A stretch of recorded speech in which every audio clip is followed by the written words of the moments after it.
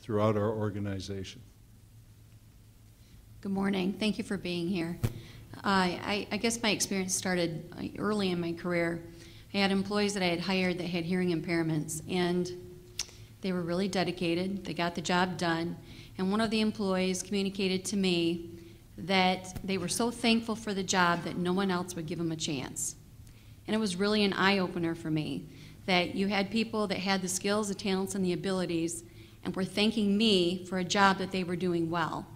Because they had a disability, nobody else wanted to hire them. And as I continued in my career and grown in my career, I've gone through the process of hiring people, not because they have a disability or not a disability, but because they have the skills and talents to do the job. And I think that sometimes people with disabilities get missed. And I think that if you spend time and you look out at the resources available to you, you'll find out that those people that you can't find actually do exist. They might be some of those people with those disabilities. We've got several questions that evolve around the importance of top-level commitment and then methods or things you do to prepare the hiring managers or your workforce. So are there strategies that you use to help with that culture change? You know, I think the top-level commitment is absolutely critical. I think sometimes the spark comes from within the organization, but I think to really make it part of your culture and to really drive the change, I think it really does take top-level engagement. And so, you know, for us, like I had mentioned earlier, Myers had a long practice of hiring people with disabilities. I don't know that we were always as deliberate as we are today. It was more of a passive relationship. We were open to it, saw a lot of great things that came out of it. But it wasn't until we really engaged at the highest level of the organization. If I had Mark Murray here, our co-CEO, or J.K. Samanchik, our president, they are all engaged in this and active and participating and supporting it. And I think the big challenge is breaking down the fear. What can I do? What can't I do? And I think Lieutenant Governor Calley talked earlier about, you know, that permission, really giving that permission to the organization and saying, this is something that we want to engage in. This is part of our culture. This is part of who we are. We're going to be deliberate about the work that we're doing. And I think it makes all the difference in the world, which is really why we're here today. This is why this is a business-to-business summit, is because we really want to challenge our business leaders to take that step, to take this back, the top leaders in the business community to go back to their organization and champion this initiative. In Dow's case, we have the full support of top management. And the way that manifests itself is, I mentioned our Disability Employee Network. That is sponsored by an executive who really sets the tone for that group. We were very fortunate when we first kicked off that network. The particular executive was a gentleman named Dave Kepler. He was our Chief Information Officer, Chief Sustainability Officer. And he had a commitment to this, and he pushed it. He pushed it hard and helped overcome some of the wrong barriers that are out there. Since that time, thanks to Mike's leadership of actually leading the Disability Employee Network, they've helped push it out. They help the employees help become acclimated into Dow. But more importantly, I've gone to several education sessions where they talk about how to work with someone with a disability. And it's not the physical part of it, but you heard Lieutenant Governor hit on several. It's the etiquette part of it. And should I ask about the disability? Well, the issue is, you know, if you don't ask and you're afraid to approach them, then there's a barrier between you and that employee. So it definitely starts at the top, but it needs to quickly trickle down and help everybody kind of overcome the paradigms that are out there that keep this from working efficiently. From my experience, I report to a board of directors, a very diversified board of directors, and the buy-in is certainly there. Our executive team in the organization is on board, and my director of human resources is a person that came through Michigan Rehabilitation Services and been with us for a number of years. My recruiter, our recruiter, I shouldn't say our recruiter, happened to be a young lady that was involved in a car accident at age 9 and spent the rest of her life in a wheelchair. And she certainly buys into the fact that we need to be open to all the possibilities when we're staffing our organization. And so just a few examples, but those that maybe it's not so apparent that are in leadership positions, we have a program in our organization. One time it was called sensitivity training. Today it's called passenger assistance training. We require all of our staff to go through that training, because one of the things we tell people is if you live long enough, one of two things, or maybe two things, will happen. If you live long enough, you'll have a medical condition and perhaps a disability, and maybe both. And keep that in mind every day when we approach our work and the service we provide in our community. So as a team, I'm part of the executive team at my corporation, and as the person in charge of human resources and talking to our team and our strategy from a hiring process, we talked about inclusiveness, but also talking about having a broad band of people that work at our corporation. And we're a corporation that is heavily involved in supporting the military. And of course, we're very involved in things that affect the military, both active and inactive duty.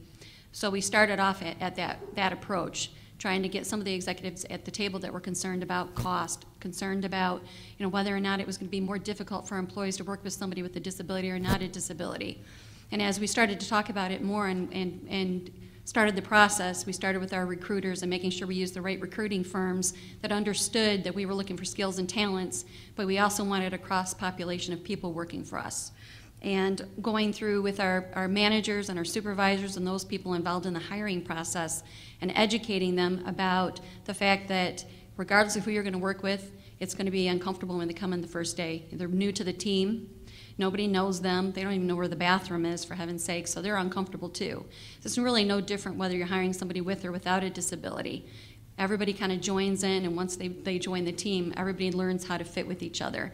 But educating people about disabilities is an important factor because people become uncomfortable. Can I ask that person about why they're in a wheelchair? Can I ask that person about their hearing impairment? How do I communicate with somebody who's got a hearing impairment? So if you educate everyone and you make them feel comfortable and it's just another person joining the team, it becomes a very effective part of your environment, and you really get a great cross-population of people. Jeannie, I think you just hit on like 4 or 5 questions that folks have asked. That was great. I'll ask the other folks to comment because there were several questions around recruiting people with disabilities and sourcing. So what are the most successful approaches to sourcing talent with disability, and do you have specific tools that you equip your recruiting team? So maybe we'll start down at the end again. Rick, are there things that you've done Myers has done to recruit folks with disabilities? Sure. So I mentioned I keep using the word deliberate, and that implies that we are actually actively out there seeking people with disabilities to join our organization. And I think when I first started this journey, for me, I thought it was, well, all of a sudden we're going to say we're ready to go. We're willing to hire people with disabilities. We'll go out there in the job market, and people will be flooding our facilities. And that's not necessarily the case. I think there's fear on both sides of the equation. And so what we found very quickly was we needed to bring in a partner.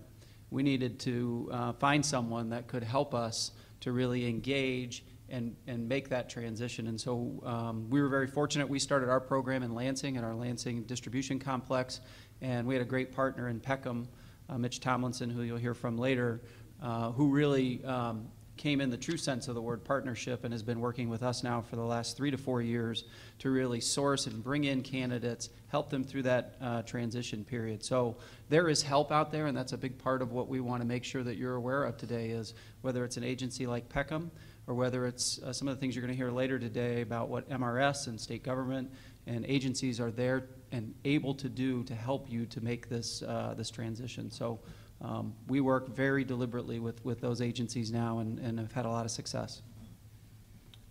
For us, we treat it like we do lots of underrepresented groups. We found that just putting our policies out there, you're right, they don't come to you necessarily. We do most of our recruiting on college campuses. There is for some reason, a fear to come interview with Dow. So we've had to partner with people, go to specific forums for the disabled and do our recruiting there. We'll continue to do that, but we do want to get out into the universities and where we traditionally recruit and let people know that Dow Chemical is hiring all people, and you should not shy away from coming and seeing a recruiter with Dow. In our case, we've worked very close with Michigan Rehab Services over the years for job fit. It's worked extremely well. I'll give you some examples. We have a need for someone to work on our fare boxes, and we were able to find an individual that happens to have a disability that has very high skill levels in this area, and he's been with us now, I think, for 12 years. We have a situation where, in counting money in the vault, we needed some individuals that could work in our vault and that would be happy with that type of work, and at the same time we would have reliable individuals that would come to work on a daily basis. And one individual happens to be autistic, the other young lady has a disability, and they just do a marvelous job doing that work. Now, they're not limited. There are other positions in the organization that they may move up to a higher position if they elect to apply for those positions.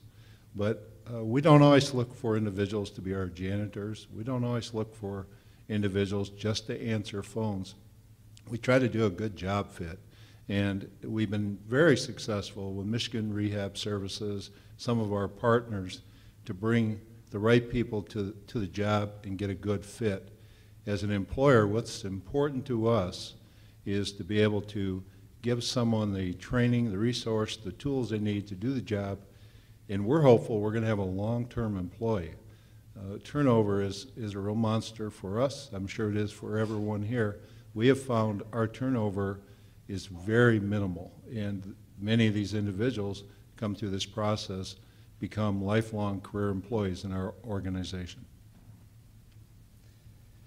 Okay, remember this is an opportunity to ask real questions. We've got some real questions up here, so as you fill those out, raise your hands. There's several questions around organizations who are just getting started and looking for tips, really struggling to get it established within a company. And the last piece of that is how do you get beyond or how do you guard against hiring people with disabilities as just something inspirational? How do you guard against that? I guess I'll start with the first or the last statement that was made. How do you guard against just hiring because it's inspirational? So everybody in this room is a business professional. Nobody's in the business of saying, hey, I just want to hire somebody because I want to be a nice guy. You have a business to run. So obviously just starting with that job description, knowing exactly what you need, and only hiring the person that's qualified for that job. So what we're talking about today is that there are people out there with the skills, talents, and abilities that will fit that job description. It's just your opportunity to go out there, look at the resources that are available to help you get that person in your door. So I guess I'll start with that. And the second part, Bill, refresh my memory. It was just any advice on when you're first starting a company, trying to get this type of initiative launched? I think first and foremost is to sit down as a team and really look at your workforce and what do you have open? What kind of positions are you going to have open when you're planning out your calendar year, the next 6 months, or whatever it looks like, and then deciding as a team to make a dedicated effort in hiring people with disabilities, and then starting with your recruiting firm and reaching out to those sources that are out there that are going to be able to find those skills and talents that you're looking for. If I could comment on the inspiration. I like inspiration. I think part of why we're all here today is inspiration. But I think what we've found is that that's just not enough. And I think in the end, it does have to be right for business. But what I found as we started this process is our employees with disabilities, they're not looking for charity. They're looking for a real opportunity, just like every one of us has. And so, it's been a real strong mantra for us that this is not about charity, this is about business, and it's about having opportunities.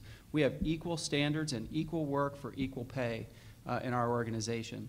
And when you see the pride on people's face, they're earning every dollar that they get. And that's equally important. So as much as this is the right thing to do as human beings, it is the right thing to do from a business perspective. And so we always try to keep that at the forefront of what we're doing here. I would agree. Inspiration has to play part of this. Quite frankly, all the changes that have ever happened in society started with an inspiration. So I wouldn't be afraid of that.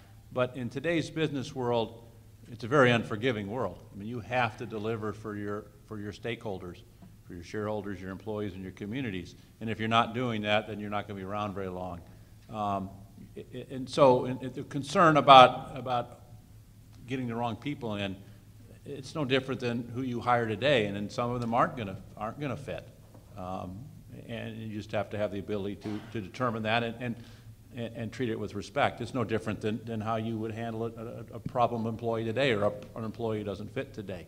But the first part of the question, I think it takes that inspiration to get it started, and then somebody to kind of bully this through over some of the stereotypes and fears that are out there. And once you do that, and as I said earlier, there's a business case for this.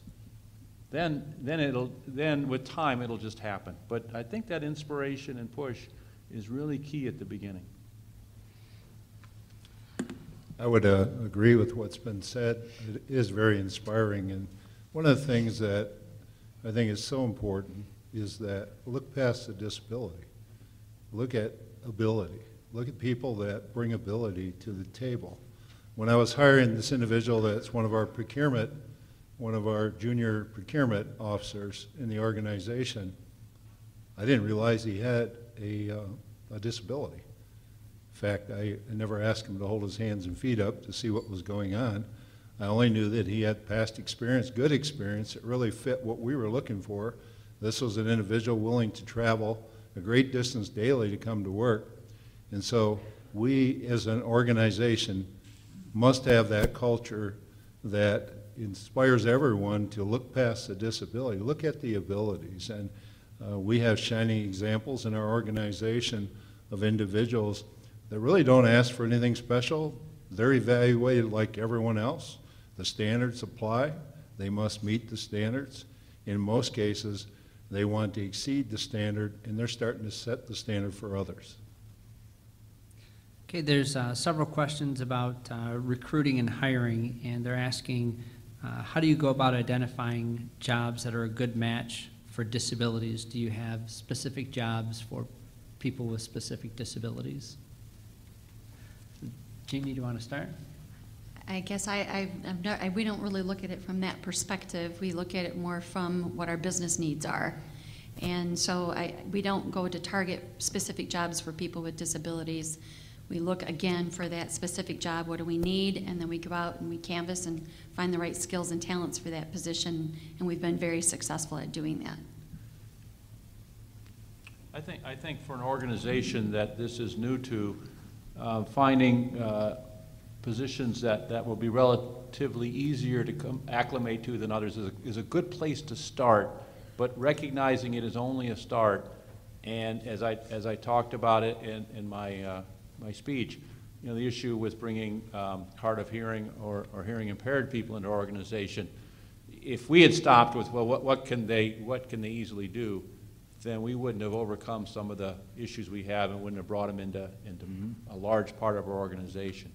So it's a good place to start, but if you stay there, you're just reinforcing a lot of those stereotypes. And you're going to find that in most cases, most jobs are going to be able to be done by someone with a disability. Okay, there's several questions around accommodations, and some folks mentioned specific disabilities, cognitive or emotional. So how do you handle accommodations or onboarding folks with disabilities as a separate process that is an inclusive process? We have found that the accommodations are minimal, to say the least.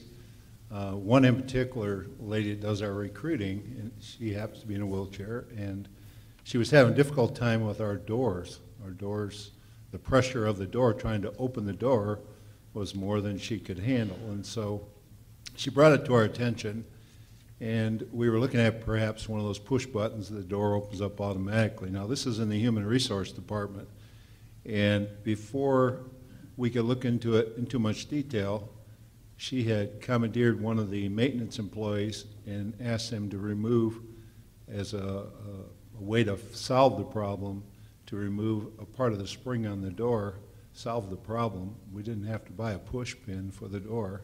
The door works great. She can use the door. There was no accommodation, and she came up with this on her own. And so our experience with accommodations has been very minimal. Yeah, you know, accommodations, when I talk about accommodations with our leaders, for me, accommodations is about asking the right question. And so oftentimes I think leaders will look at things and say, well, why won't this work? This person is blind, therefore they can't work at a computer screen, or this person is deaf and they could never drive a high-low in our distribution centers. And so we talk about asking the reverse of that question, and how could we make that work? And that's where we find a lot of our answers, and I think like was said earlier, it's usually not a major accommodation, it's usually something small, et cetera, but it's amazing when you see those accommodations and how grateful people are, and how excited team leaders can be when they know that they've made a difference for one of our team members. And so, you know, when I speak on the issue, one of the examples we had was, her name's Tamikia, and Tamikia is considered legally blind. She can see objects and can see and read, but she has to be up close. She works in one of our most highly automated facilities and was really struggling. When we started the initiative, we hired Tamikia.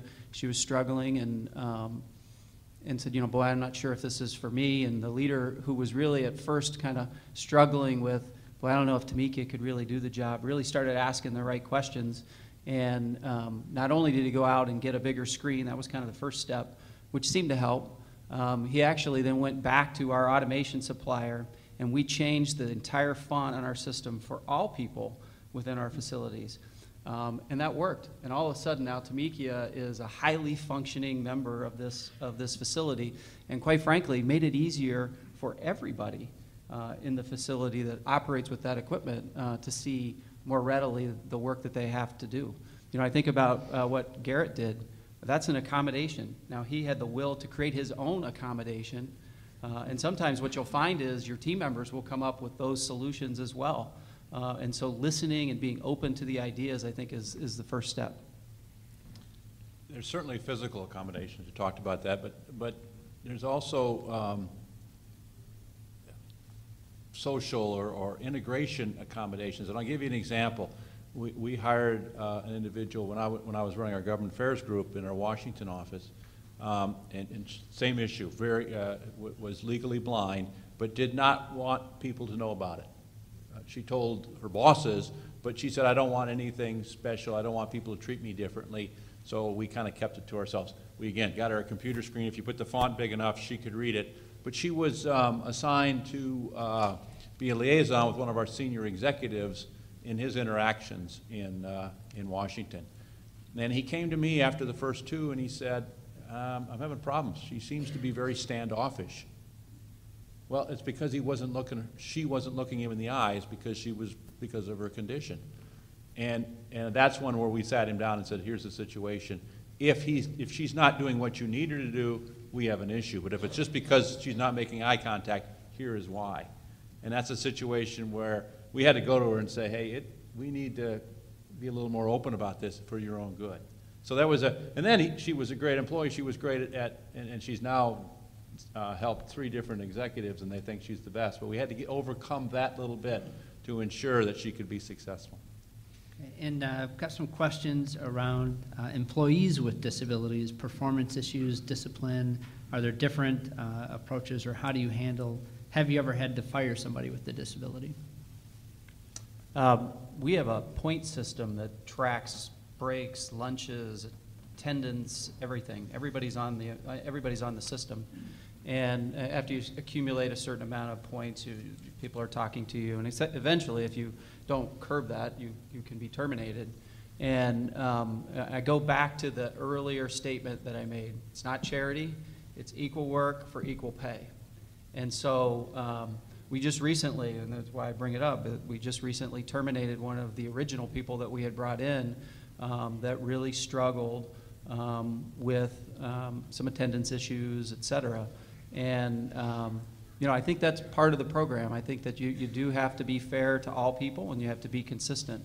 Now, I think one of the things to keep in mind is that there are significant barriers. Just because someone is employed and you get them into the system doesn't mean that they don't have significant barriers just even getting to work, or the challenges that they face maintaining their employment. And so, you know, I think you have to exhaust all of those means. And one of the things that you'll hear today is there are a lot of people, a lot of agencies, a lot of support networks that can really help you to keep people employed and to stay engaged. But yes, equal work for equal pay, and if they're not meeting the standards, we have terminated. I think in theory, it's, you know, that we would treat anybody in our organization the same way. That would be in theory. And so if things aren't working out, we would discipline and go all the way to termination if that's necessary. However, there's two issues here. One is the example that I just gave, that on the surface, the individual looked like they weren't working out, but when you factored in the disability, you realize it was a perception. So you have to dig a little bit deeper to make sure that there is a real, true problem, and it's not the perception of the disability. And then on the other side, there's going to be a natural hesitancy. If somebody just isn't working out, the leader's going to say, this isn't working out, but I feel an obligation. And you have to overcome that as well, because as you said, nobody wants the charity. Nobody, you talk to any group, no one wants to be there for charitable reasons. They want to be a good, productive member of your company. And if a person is not doing that, we owe it to our shareholders, our stakeholders, our employees to do the right thing. So I don't want to say it's easy, but it's something that we will have to do. I haven't had to personally do it, but I know we would do it if necessary. So, you know, in my world, I've disciplined and terminated people with and without disabilities. And the way I look at it for any employee, regardless of whether they have a disability or not, you know, if I have somebody comes to my office and says, I want to discipline or I want to terminate this employee, what are the reasons why? Have we done all of our due diligence? Have we, much like what they were talking about, have we investigated the circumstances with any employee? So if you've done all the right things for any employee, are there special circumstances with any employee? Is there family issues going on? Is there an FMLA-related issue for any employee? So if you walk through that same process with every single employee, you have a much better culture because every employee knows that they're cared about. And if you've ran through all the details, there might be situations where you need to accommodate for any employee's certain situation, for example, the sick family member, whatever it might be. So yes, we have terminated and we have disciplined, and just with a lot of employees, once you discipline and they realize what the issues are, I feel personally if you do it the right way, most people will step up and say, I don't want that to happen again, I want to be an employee here, and you really hopefully won't get to that point where you have to terminate, but it's the same thing whether they have a disability or not in my picture. The same performance standards exist for all of our employees. They're all evaluated, and we stay very close to all of our employees to make sure that they're meeting standards. At the same time, if there are issues that come up, we try to work through those, but we have had to let people go, and we often say they let themselves go. We just administratively had to end the relationship.